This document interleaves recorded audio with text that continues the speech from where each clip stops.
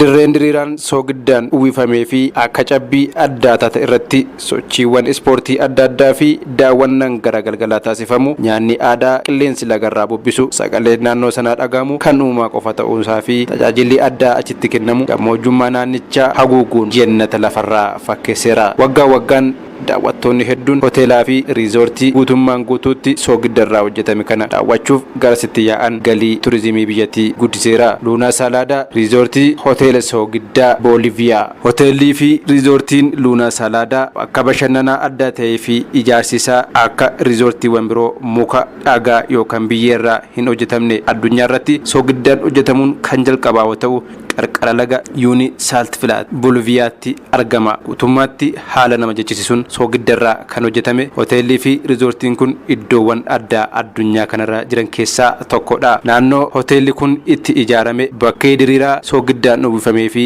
ijaan ilaalamee hin dhumnedha. Hoteelaa fi riizoortii soogiddaa kana ijaaranii xumuruudhaaf waggaa 4 kan fixe yoo ta'u Juwaan Gabriel abbaa qabeenyaa hoteelichaati. Ijaarsa kanaafis kan isa kakaasee abbaansaa hojii daawwachiisummaa irratti bobba'uun wayita hojjetan namoota bakkoota adda addaarraa gara Booliviyaatti qarqara laga soogiddaan uwwifamee qabeenya uumamaa biyyattii daawwachuu dhufan bulchuudhaaf rakkachaa turuu isaanii akka ta'e hima.